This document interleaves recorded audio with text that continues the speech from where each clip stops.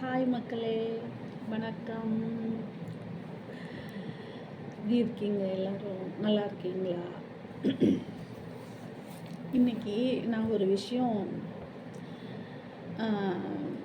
மனசு விட்டு பேசலாம் அப்படின்னு சொல்லிட்டு ஒரு ஐடியாவில் வந்திருக்கேன். என்னென்னா, சொந்தங்கள் அப்படிங்கிற ஒரு விஷயம். ஒரு 2010 என்னுடைய திருமண வாழ்க்கை ஸ்டார்ட் ஆச்சு. இப்போது 2024, கிட்டத்தட்ட 13 வருஷம் நான் என்னுடைய வாழ்க்கையை வாழ்ந்துட்டு இருக்கேன், என்னுடைய குடும்ப வாழ்க்கையை. இதில் பல ஏற்றத்தாழ்வுகள், நிறைய பிரச்சனைகள், நிறைய கெட்ட பேர், நிறைய சாபம், நிறைய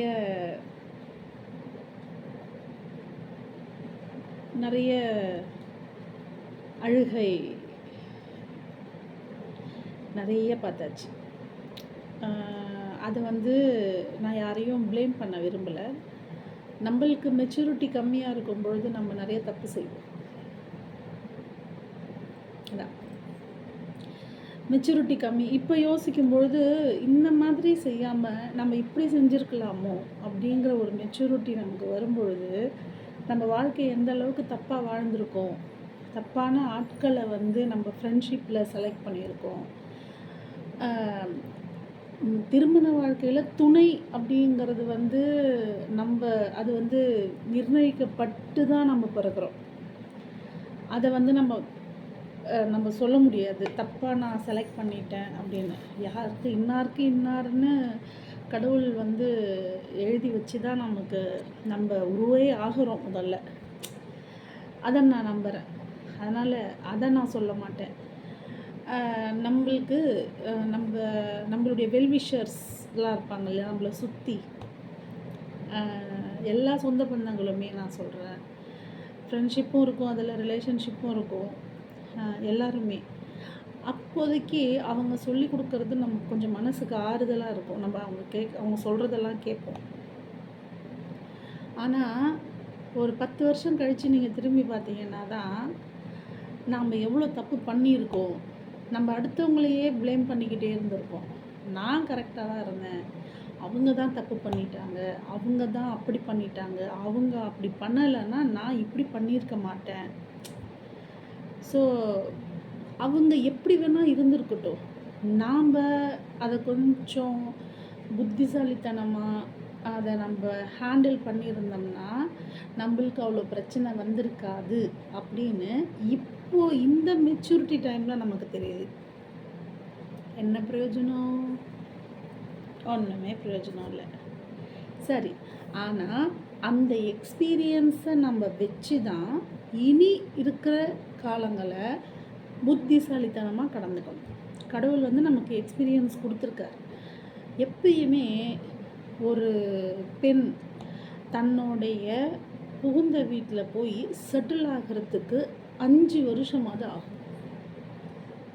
ஏன்னா புது இடம், புது மனிதர்கள், புது முகங்கள், அவங்களுடைய கேரக்டரை இவங்க புதுசாக பார்க்குறாங்க, இருக்கு இல்லையா? அந்த மாதிரி புதுசாக நம்ம ஒரு விஷயங்களை பார்க்கும்பொழுது அதுக்கு நம்ம பழகிறதுக்கு லேட் ஆகும். இப்போ இந்த வீடியோவை இப்போ நான் பேசிகிட்டு இருக்கும்போது யாராவது கல்யாணம் ஆகக்கூடிய சூழ்நிலையில் இருக்கிறவங்களுக்கு இது கொஞ்சம் யூஸ்ஃபுல்லாக இருக்கும்னு நான் நினைக்கிறேன். நான் ரொம்பலாம் படிக்கலைங்க. நான் மாஸ்டர் ஆஃப் சோஷியல் ஒர்க்கு தாங்க படித்தேன். எனக்கு அதில் ரொம்பலாம் நான் ஃபஸ்ட் மார்க்லாம் எடுக்கலை. ஏதோ எனக்கு தெரிஞ்ச இங்கிலீஷில் ஆன்சர் எழுதினேன். ஏதோ நான் ஒரு 56% நான் பாஸ் பண்ணது. ரொம்பலாம் படிப்பாளிலாம் கிடையாது. எல்லாருமே பேசுகிறத வச்சு, யூடியூப்பில் சில விஷயங்களை பார்க்குறத வச்சு தான் நான் நிறைய விஷயங்களை தெரிஞ்சுக்கிட்டது. நான் பட்டு தான் தெரிஞ்சுக்கிட்டேன். சில விஷயங்கள் எனக்கு யாரும் சரியாக சொல்லி கொடுக்கலன்னு சொல்ல முடியாது. அந்த சமயங்களில் நான் சரியான ஃப்ரெண்ட்ஷிப்பை செலக்ட் பண்ணலை. 2வது எனக்கு அண்டர்ஸ்டாண்டிங் இல்ல. அப்படி தான் நான் சொல்லுவேன். நான் தான் தப்பு பண்ணியிருக்கேன் அப்படின்னு தான் நான் சொல்லுவேன். ஏன்னா, ஆ எனக்கு அடிச்சா வலி எப்படி இருக்கும்னு எனக்கு தான் தெரியும். அந்த மருந்துக்கு, அந்த காயத்துக்கு என்ன மருந்து போடணும் அப்படிங்கிறத நான் தான் டிசைட் பண்ணணும். நான் இன்னொருத்தவங்க கிட்ட அத விட்டுட்டேன். லைக் அம்மா, அப்பா, அக்கா அந்த மாதிரி. அது தப்பு இல்லையா? நம்ம என்ன பண்ணணும், நம்மளுடைய வாழ்க்கை இது நம்ம தான் வந்து சரியான வழியில் கொண்டு போகணும்னு நம்ம யோசிச்சிருந்தோம்னா, சில விஷயங்களில் தவறுகள் நடந்திருக்க வாய்ப்பில்லை. மனுஷங்க அன்பை செலுத்துறதுக்கு வந்து கொஞ்சம் கஷ்டப்படுறாங்க. ஆனால் வெறுப்பை செலுத்துறதுக்கு ஃபஸ்ட்டில் நிற்கிறாங்க. ஒருத்தவங்கள குறை சொல்கிறது அப்படிங்கிறது வந்து ரொம்ப ஈஸியாக வந்துடுதில்ல நமக்கு. அது அது அது வந்து மனுஷனுடைய இயல்பு. அது அவனுடைய ஆரம்ப காலகட்டங்கள்லேயே நம்மளுடைய ஜீன்லேயே கலந்துருக்கு போல். இப்போ மிருகங்கள்லாம் பார்த்திங்கன்னா அவங்கெல்லாம் வந்து ஒருவேளை பேசாததுனால குறை எல்லாம் இல்லாமல் இருக்கோ, அவங்க எல்லாரையும் ஏற்றுக்கிறாங்கல்ல. ஆனால் மனுஷங்க தான் என்ன பண்ணுறோம், அசால்ட்டாக சாதாரணமாக இப்போது 1 மணி நேரம் நம்ம நின்று சமைக்கிறோம். அந்த சமைக்கும்போது நமக்கு கால் வலிக்கும், இடுப்பு வலிக்கும், சில நேரங்களில் தலை வலிக்கும். அந்த வலியெல்லாம் தாங்கிக்கிட்டு தான் வந்து நம்ம அம்மா நமக்கு சாப்பாடு செஞ்சு போட்டிருப்பாங்க. அப்போது நம்ம உப்பு சரியில்லை, காரம் சரியில்லைன்னு குறை சொல்லியிருப்போம். ஆனால் இன்றைக்கி நம்ம அந்த வேலையை செய்யும் பொழுது யாராவது ஒருத்தவங்க குறை சொல்லும்போது நமக்கு கோபம் வருது இல்லையா? சாரி, கோபம் வருது. ஆனால் அப்போது நம்ம அம்மாலாம் வந்து சாப்பிட்டா சாப்பிடாட்டி போன்னு போல்டாக சொல்லுவாங்க எங்கள் அம்மாலாம். இப்போ யாராவது என்னை குறை சொல்லும்போது எனக்கு கோபம் வருது. எவ்வளோ கஷ்டப்பட்டு நம்ம பசங்க சாப்பாடை மீதி கொண்டு வந்தால் கூட எனக்கு கோபம் வருது. கஷ்டப்பட்டு காலையில் எழுந்திரிச்சு காலங்காத்தால உங்களுக்கு சமைச்சு கொடுத்தா நீங்கள் மீதி சாப்பாடை இந்த மாதிரி வேஸ்ட் பண்ணி கொண்டு வரீங்க அப்படின்னு நான் திட்டுறேன். பட் நான் அப்போது நினச்சி பார்க்குறேன், என்னோடய காலகட்டங்களில் மீதி சாப்பாடு எடுத்துகிட்டு போனால் எங்கள் அம்மா தொடப்பக்கட்டையாலே அடிப்பாங்க. சீரியஸ்லி நான்லாம் வாங்கியிருக்கேன் நிறைய. தொடப்பக்கட்டையால் தான் அடிப்பாங்க எங்கள் அம்மா. எங்கள் அம்மா வந்து திருகுவாங்க. அவங்க திருகும் பொழுது காலில் திருகுவாங்க. அவங்க திருகும்போது பேச்சு வராது. இப்படி தான் கை வரும், இப்படி தான், அவ்வளோதான். பேச முடியாது வலியில். அப்படியெல்லாம் அடி வாங்கி தான் வளர்ந்துருக்கோம். நிறைய பேர் அந்த மாதிரி அவங்க அம்மா அப்பா கிட்ட வாங்கியிருப்பாங்க. இப்போ நம்ம அடிக்க முடியுதா பிள்ளைங்கள? அடிக்கிற அளவுக்கு நமக்கு தெம்பு இல்லை. ஒரு நாள் நான் அடிச்சிட்டேன்னா இந்த கை வலி தாங்க முடியல நம்மளால். லேசாக அடித்ததுக்கே அந்த அளவுக்கு நம்மளுக்கு மனசுலேயும் ஸ்ட்ரென்த் இல்லை, உடம்புலேயும் ஸ்ட்ரென்த் இல்லை. பிள்ளைங்களை அடித்தா அதுங்க வேறு மாதிரியான ரியாக்ஷன்ஸ் காட்டுறாங்க. அது பயமாக இருக்குது. ஸோ எங்கேயோ இருந்தோ எங்கேயோ வந்துட்டேன். குறை சொல்கிற சொந்தங்கள் நம்மக்கிட்ட இருக்கும்போது, குறை சொல்லிக்கிட்டே இருக்கும்போது ஒரு பொண்ணுக்கு, புதுசாக ஒருத்தவங்க வீட்டுக்கு போன பொண்ணுக்கு கொஞ்சம் கஷ்டமாக தானே இருக்கும். அப்போ நம்ம என்ன பண்ணுவோம், நம்ம கஷ்டத்தை வெளில சொல்கிறோம், மனசை ஆத்துறோன்ற பேரில் நம்ம வீட்டில் இருக்கவங்கள்ட்ட போய் சொல்ல வேண்டியது. அவங்களுக்கு என்ன கோவமோ என்ன கஷ்டமோ தெரியாது, நமக்கு ஏதாவது சொல்லுவாங்க. அதை கேட்டுட்டு நம்ம என்ன பண்ணுவோம், வெறுப்பை இன்ச் பை இன்ச்சாக ஏற்றிக்கிட்டே போவோம். சரி ஏதோ சொல்லிட்டு போகிறாங்க அப்படின்னு கூட நம்ம விட மாட்டோம். சொல்லிகிட்டு இருக்காங்க, குறை சொல்கிறாங்க, அதை சொல்கிறாங்க, இதை சொல்கிறாங்கன்னு நம்ம பாட்டுக்கு ஏதாவது ஒன்று பேசிட்டு ஏதாவது சண்டையை வாங்கி வச்சுக்கிட்டு சண்டைன்னு அந்த சண்டைகள்லாம் நம்ம எப்போ நம்மளால் முடியலையோ அப்போ டயர்டாகி சண்டை போடுறதை நிறுத்துகிறோம். இதுதான் நடக்குது. மற்றவங்களுக்கு எப்படி நடக்குதோ தெரியல, எனக்கு இதான் நடந்துச்சு. எப்போ டயர்டானோமோ அப்போ தான் சண்டை போடுறத நிறுத்தணும். அதாவது வாழ்க்கையில்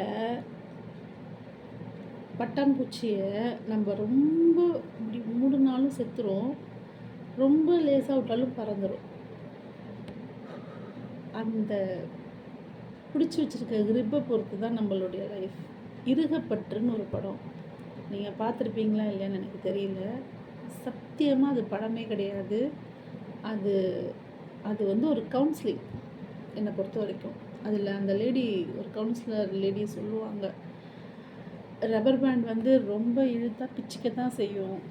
அதாவது சில பேர் வந்து முடிச்சு போட்டு யூஸ் பண்ணுவாங்க, சில பேர் தூக்கி போட்டுருவாங்க. அப்படின்னு தூக்கியும் போடலாம், முடிச்சு போட்டும் யூஸ் பண்ணிக்கலாம். முடிச்சு போட்டு யூஸ் பண்ணுறவங்களில் நிறைய பேர் வேறு வழியே இல்லாமல் குழந்தைங்களுக்காக வாழறவங்க, வேறு வழியே இல்லாமல் தனக்கு சொந்தமே கிடையாது, இவங்களை விட்டால் யாரும் இல்லைன்னு நினச்சி வாழறவங்க நிறைய. அது நம்மளை குறை சொல்கிறதுனால நம்ம கொஞ்சம் ட்ரிகர் ஆகி நம்ம அப்படி கத்தி நம்ம ஒரு பெரிய ஆளாக நம்ம காமிச்சிக்கிட்டு, எனக்கு அது தெரியும், எனக்கு இது தெரியும், நான் உன்னை நம்பி இல்லை, நீ என்ன நம்பி இல்லை அப்படின்னு சொல்லிட்டு. ஏங்க, யாருமே பெரிய மனுஷங்க கிடையாது, யாருமே பெரிய ஆள் இல்லை, எல்லாரும் மனுஷங்க தான். சதை, ரத்தம், நரம்பு எல்லாருக்கும் வெட்டினா ரத்தம் தான் வரும். ரத்தமாக வெளில போச்சுன்னா சாக தான் செய்வோம். யாரும் கடவுள் கிடையாது இங்கே.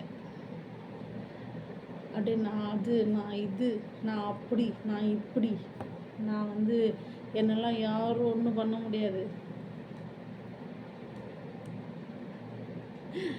ஒரே ஒரு நோய் வந்தால் தெரியும் எனக்கு வந்த மாதிரி, அனைத்து ஆணவமும் அடங்கிவிடும். இந்த நோயெல்லாம் வந்து வெளில தெரியாமல் மற்றவங்களாம் நடிக்கிறேன்னு சொல்லி அதெல்லாம் எவ்வளோ பெரிய வலி அப்படின்னு சொல்லிட்டு நான் உணர்ந்திருக்கேன்.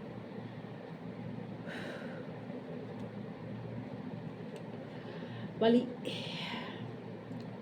சொந்தங்கள் சொல்லுவாங்க தான், ஆனால் நம்ம மூளையை யூஸ் பண்ணி நம்ம வாழ்க்கையை நம்ம தான் காப்பாற்றிக்கணும். எப்பயுமே நம்ம கல்யாணம் ஆன இடத்துல நம்ம போய் நம்ம செட்டில் ஆகணும்னா 5 வருஷம் ஆகும். கொஞ்சம் அது வரைக்கும் பொறுமையாக இருக்கும். அதுக்கப்புறம் நார்மல் ஆகிடும்.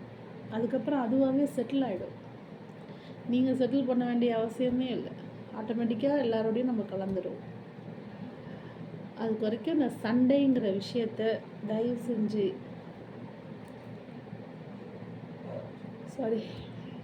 செஞ்சு நிறுத்தி வச்சு எதுவும் பண்ணாமல் கொஞ்சம் சமாதானமாக இருந்து கொஞ்சம் ஸ்வீட்டாக பேசி இந்த மாதிரிலாம் பண்ணியிருந்தா 5 வருஷத்துக்கு முன்னாடியே நல்லா இருந்திருக்கும் எல்லாம். அதாவது நம்மளுடைய எக்ஸ்பீரியன்ஸை நம்ம சொல்லும்போது ரொம்ப ஸ்ட்ராங்காக சொல்லுவோம்.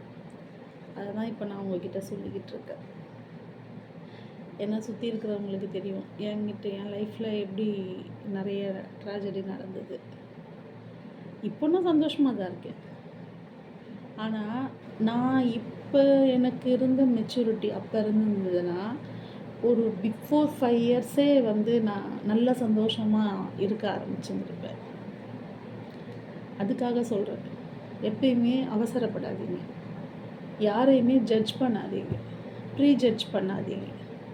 உங்கள் எக்ஸ்பீரியன்ஸில் ஜட்ஜ் பண்ணுங்க, அடுத்தவங்க சொல்லி ஜட்ஜ் பண்ணாதீங்க இவங்க இப்படி தான் அப்படின்னு. அது நமக்கு தான் கெட்டது. நீங்கள் வெளியில் போய் யாரையும் ஜட்ஜ் பண்ண போகிறதில்ல. உங்கள் மாமியார், உங்கள் நாத்தனார், உங்களுடைய ஹஸ்பண்டுடைய தம்பி, ஹஸ்பண்டுடைய அக்கா, தங்கச்சி எல்லாரையுமே நீங்கள் ப்ரீ ஜட்ஜ் பண்ணாதீங்க. புதுசாக யாரையும் டக்குன்னு ஏற்றுக்க முடியாது, டக்குன்னு ஏற்றுக்கவும் மாட்டாங்க. ஓகேவா? நம்மளா இருந்தாலும் அப்படிதான்.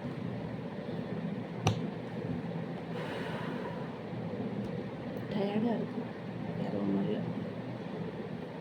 புதுசாக வர பொண்ணை டக்குன்னு ஏற்றுக்கணுன்னா அவங்க வந்து பேக்ரவுண்டு ரொம்ப பெருசாக இருக்கணும். இது எப்படி புரிஞ்சுப்பீங்கன்னு எனக்கு தெரியல. அவங்க பேக்ரவுண்ட் பெருசாக இருக்கணும். ஆனால் அந்த மாதிரி இருக்கிற பெண்களுக்கே பிரச்சனை வருது. நான் பார்த்துருக்கேன்.